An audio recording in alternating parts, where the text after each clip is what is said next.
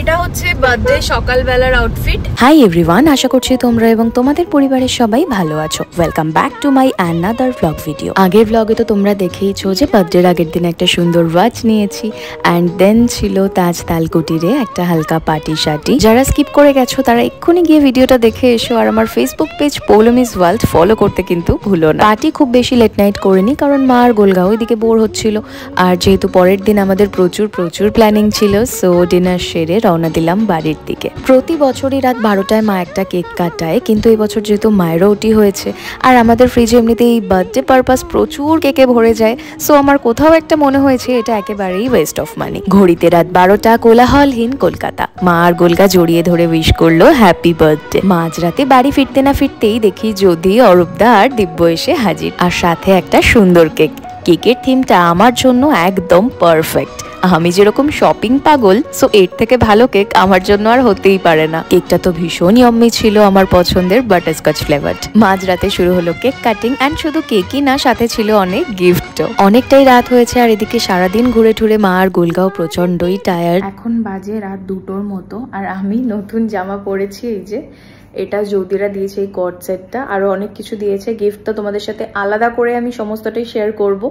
এত পছন্দ হয়েছে এই কর্ড সেটটা, তো সেজন্য একটু পরে ফেললাম। আর নতুন জামা একদম রাখতে পারি না, আমি একটু জাস্ট দেখছিলাম যে কেমন লাগছে না লাগছে। তো কাল সকালে আবার কি করছি না করছি তো সবটাই তোমাদের সাথে শেয়ার করব। তোমরা ব্লগটা শেষ পর্যন্ত দেখতে থাকো। বাই। জন্মদিনের সকালটা ছিল ভীষণ সুন্দর। সকাল সকাল স্নান সেরে মাকে আর গোলগাকে আদর করে চায়ের কাপ হাতে রেডি হচ্ছি। এদিকে দেখো, হাত থেকে রীতিমতো ব্লেন্ডার কেড়ে নিয়ে চলছে সাজুগুজু। আফটার ওটি মা আজকে বহুদিন পর শাড়ি পরলো। একটু আনকমফোর্টেবল ছিল ঠিকই, কিন্তু ওই যে মায়েরা তো কিছু বুঝতেই দেয় না।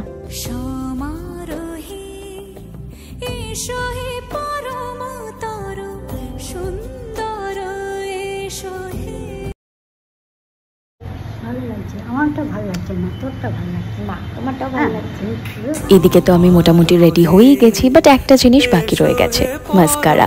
সুগারের এই মাস্কারাটা আমার ভীষণ পছন্দের। মাস্কারা না দিলে না মনে হয় যেন পুরো সাজটাই ইনকমপ্লিট থেকে গেল। হ্যাঁ, পারফেক্ট। আমাকে কেমন লাগছে অবশ্যই কমেন্ট সেকশনে জানিও।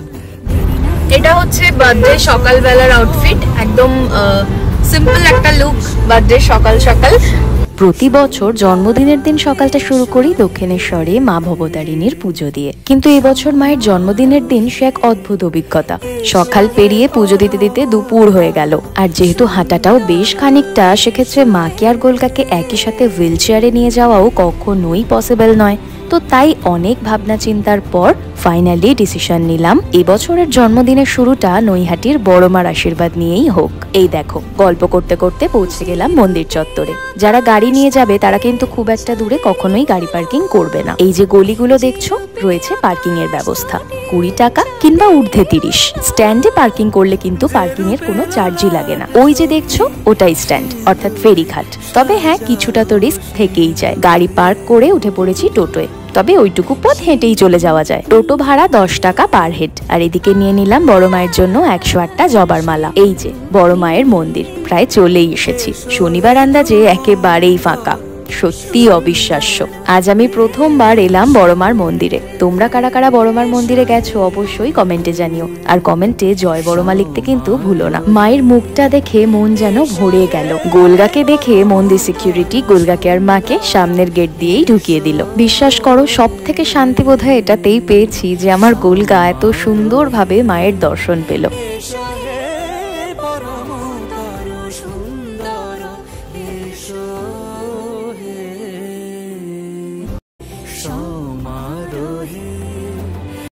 তো এই যে আমরা পুজো দিয়ে বেরিয়ে পড়েছি, এখন যাচ্ছি বাড়ির দিকে। ভিডিও যা দেখেছি, আর মানে বড়মার এখানে এত ভিড় হয়, সেই আন্দাজে শনিবার আন্দাজে কিন্তু ভীষণই ফাঁকা ছিল। বেশ ভালো লেগেছে। ওভারঅল পুজো ভীষণ ভালো হয়েছে, খুব খুব খুব শান্তিপূর্ণভাবে বড়মার দর্শন হয়েছে। বড়মা সবাইকে ভালো রাখুক, সবার জন্য প্রে করেছি।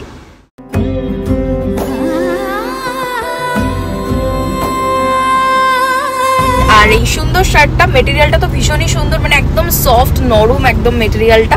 তো এরকম শার্ট যারা নিতে চাইছো তারা চলে যাবে দোয়েলদির কাছে।